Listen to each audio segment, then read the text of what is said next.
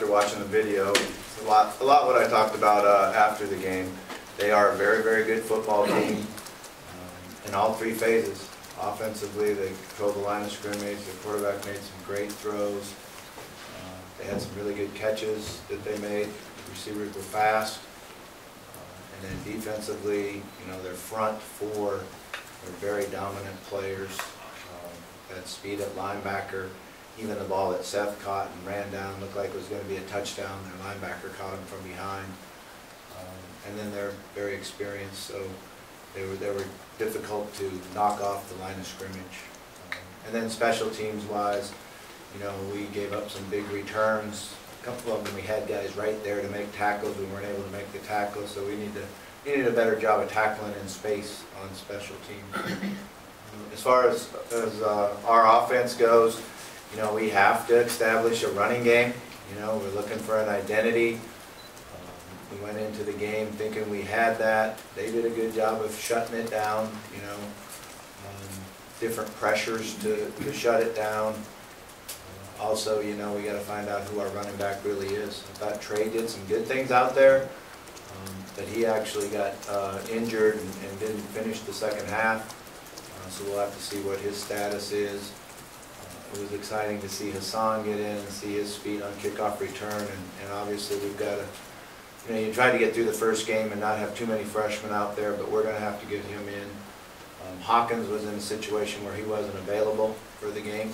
He got injured, and he did tell me at halftime, he put a smile on my face at halftime when he came up to me at halftime and said, "Coach, I can go. I'm okay, I can go." Which just shows a great mindset and toughness. I don't think most true freshmen would come up to the head coach at halftime and tell him that. So I was really happy to hear that. But I know he has a lot of confidence, and it'll be good to have him back and going. But we've got to be able to protect the quarterback. They mixed coverages up. They did a good job with a few blitzes where Juwan thought it was a different coverage with the pressure that they brought, and confused him a little bit. I thought he did a good job of competing, standing in the pocket, getting hit, completing passes. And then he does what all quarterbacks have done at some point in their career. A lot of times it's early, and when you're young and inexperienced, is you get your eyes down, and you see some flashes and you get your eyes down. And we actually had an open guy right down the middle for a touchdown on one play, and they brought a line game. He felt it, got his eyes down, and then didn't see the touchdown, and was the #1 guy in his progression. So it was just inexperienced. And like I said, there's not been a quarterback I've ever been around or watched that at some point in their career doesn't get their eyes down on the rush and doesn't see what's going on in the field. So I know he's going to learn a lot from it, and a lot of the speed that we'll see won't quite be what we just saw. So hopefully that'll make a lot of difference for him. I was really happy that he stayed in there and finished and competed. And I was not going to take him out. I wanted him to stay in there and get better and work through it and see his competitive spirit. That's what we were talking about on the sideline at the time. And he said, "I'm going to keep working, I'll keep going." So I was impressed with his mindset. Defensively, we did a lot of good things as far as running to the football. We got some good pressure on the quarterback early. We can't give up the big plays. That hurt us. The big play throws for touchdowns hurt us a lot. I did like a lot of things I saw from our defense, and I did like the sideline on both sides, offense and defense. Kids were into it. They were listening. They were communicating. We made adjustments and then went out on the field and did what we talked about. So all of that will carry over and help us get better. But we have to do a better job of pressuring the quarterback without bringing pressure, in the four-man pass rush. I think there were times after we got tired on the defensive front that we didn't have the rush we needed to help the secondary out. It all has to work together. You need tight coverage and good pass rush. And it didn't always work together every play. But the attitude is good, and the willingness is there, and I know we'll keep improving and getting better. So I'm looking forward to this week. I'm looking forward to opening up the stadium. I'm hoping we have a big crowd and everybody has a lot of fun. We do have to have a great week of practice. This is an important week of practice for us, that we're able to focus and concentrate and get better technically and get better scheme-wise, and not make the mistakes that we made. With that, I'll just open up for questions.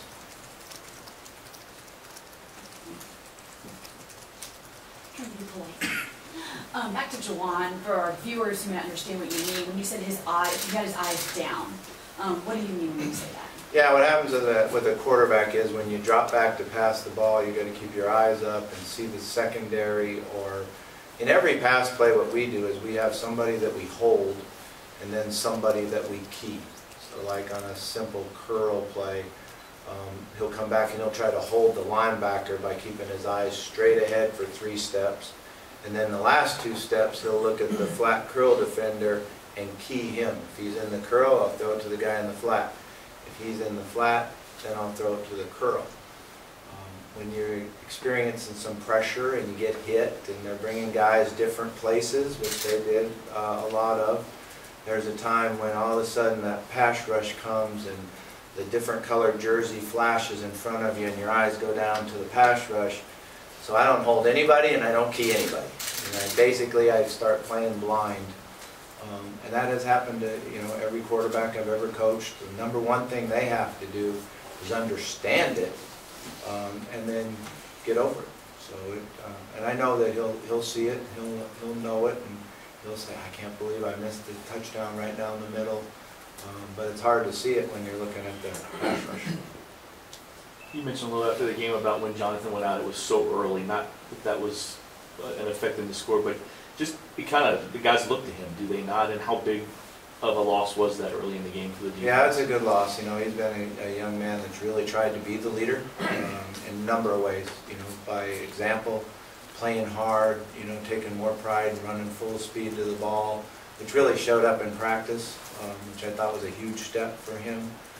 And then vocally, he's such a kid that's been around here for a long time, but he really was taking a lot of pride in doing that. And then he went down, and we're going to be without him for a while. A ligament injury in his wrist. It's a significant injury, and we're going to be without him for a while. And I don't even know the timetable on that, but it's a shame because he worked extremely hard to prepare and get ready for the season. But he landed on it really differently and injured it. But the good thing is our guys adjusted and got better. We had a little lull there at one point when I was really concerned. We talked about it. Coach Van Gorder got him over on the sideline and talked about it, and then they came out and did a better job.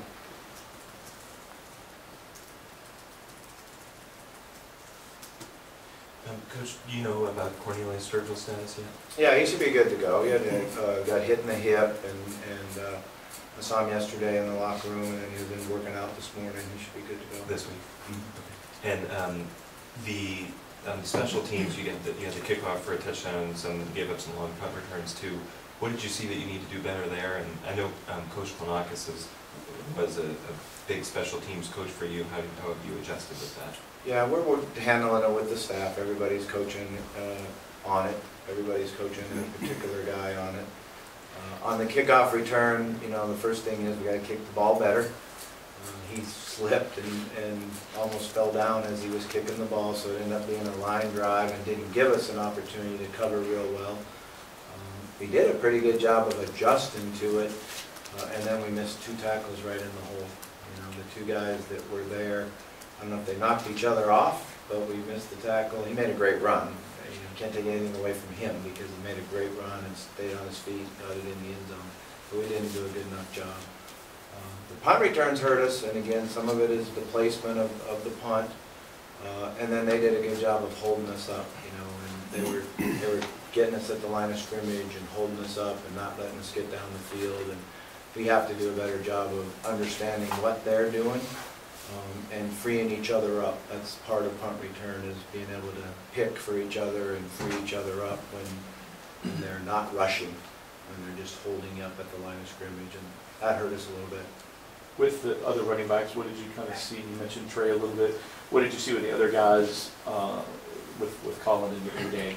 Yeah, I mean, Day gives us a good sense of security in throwing the football because he did a really good job of protection. He's big, he's physical, he can run the routes and catch the ball. He didn't run like Day usually runs. You know, he's more physical than that. And he can bang in there and get yards after the carry. So I thought he was a little bit tentative, and you know, I think some of that's just coming off an injury. And I thought Colin, you know, we didn't give him enough opportunities. Came in there early and made a mistake. You know, it's kind of a questionable call maybe, you know, whether he was in motion or not. But we had a guy open for a touchdown, so it ended up hurting us and upsetting us.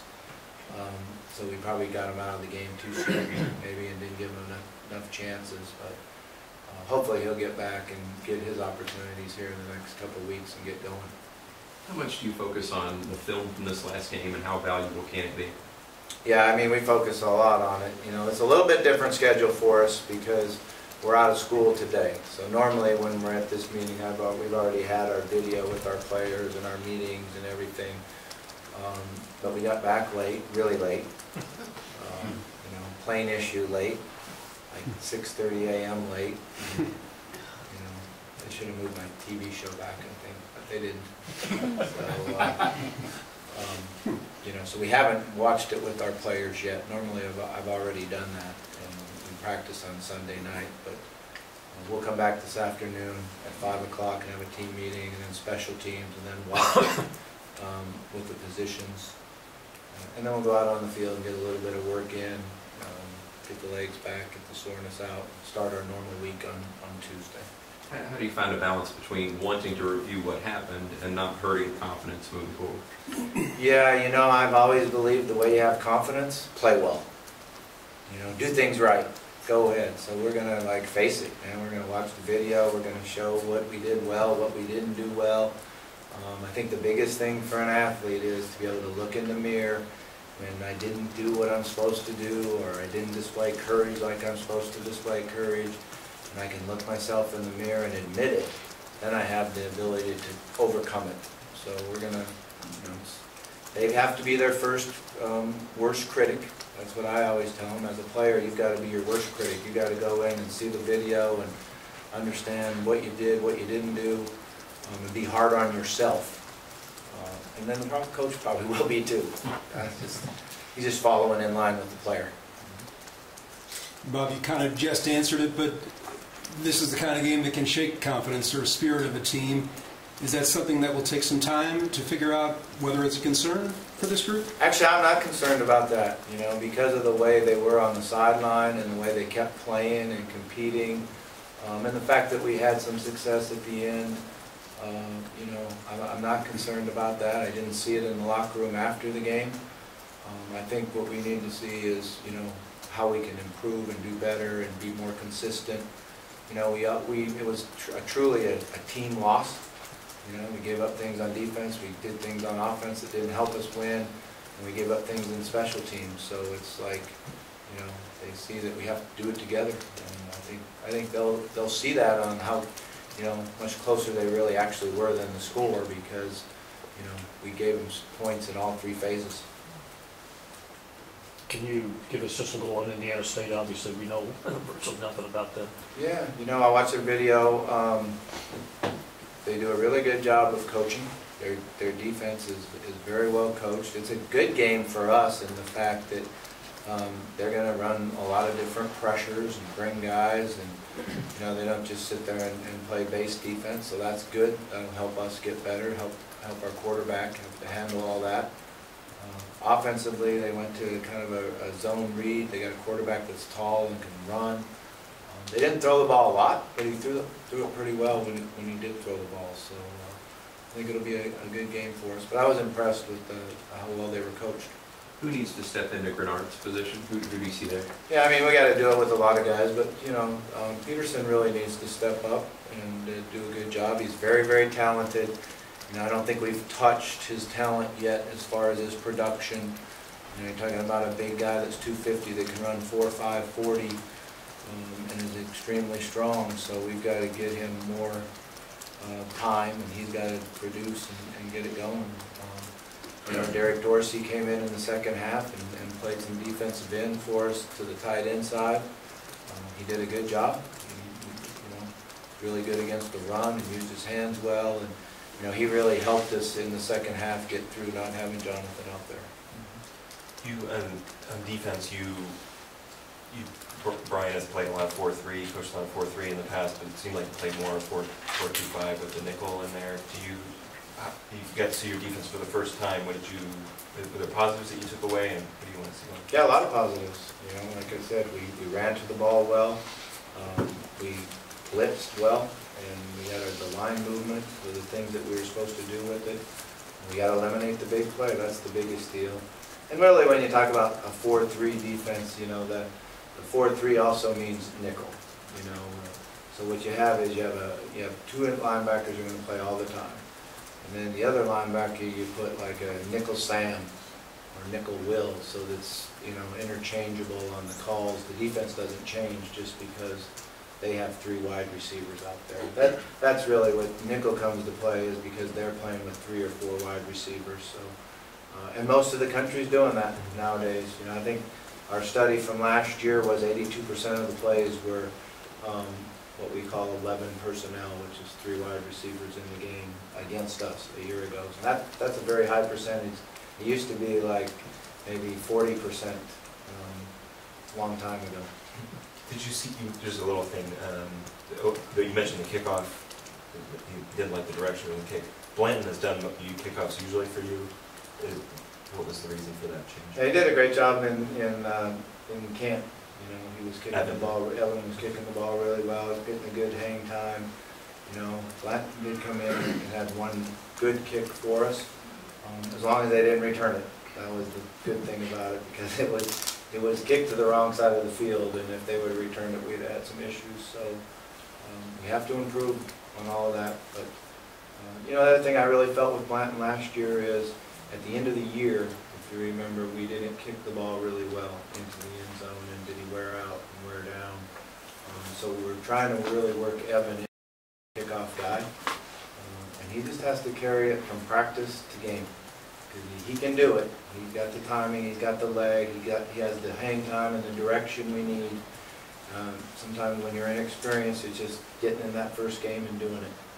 Just to clarify, you do know Trey Smith's status for this week or no? No, I never talked anything about Trey Smith. Okay. You addressed it after the game about the illegal procedure penalties. Is that anything that will carry over into practice and get additional attention, or do you consider that kind of a closed case? Illegal procedure?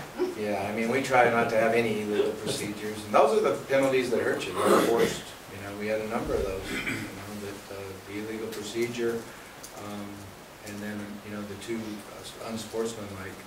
Kamari spins the ball after scoring, and Mickey, we could have got a 15-yarder going that way, because what they did to him, is upsetting, obviously, but we have to keep your poise and let it not be offsetting. Just let it be against them. So those are the things we have to get corrected too. You mentioned Kamari. He had to be a bright spot in that game. Yeah, Kamari's going to be a really, really good player for us. But his production and 2 touchdowns and the way he can run and catch. Mickey made some plays. He had 3 catches for us and some good blocks. Now, I really do believe that one of our things on offense we're going to do well is our 2 tight end package. You mentioned the stadium. I know you've talked about it before, but from the time that they broke ground until now, how much has the building, the stadium helped? I mean, I know it inconvenienced you guys during the summer, but now it's kind of worth it this weekend. Yeah, it wasn't really that big of an inconvenience, because they set things up so nice for us. I was shocked, to be honest with you, when they said you're going to go to the suites and the PNC.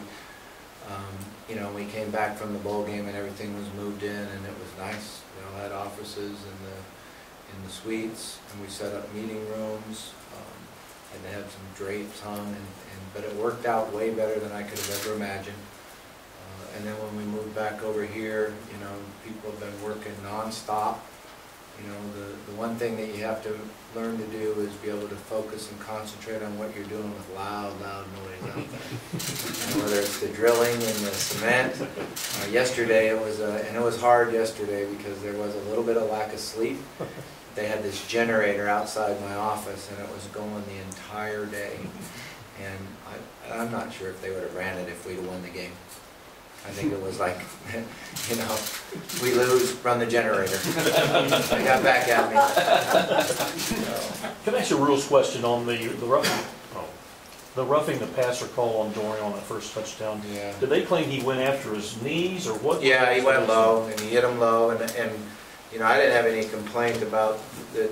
He did hit him low, and you're not supposed to do that. My deal was that he became a runner. He ran outside the pocket, scrambled back inside the pocket. Dorian had no idea who was going to throw the ball because he just casted it up. But they protected him and called it anyway. So you know, I have no issues protecting quarterback because I think we got to do everything we can to do that.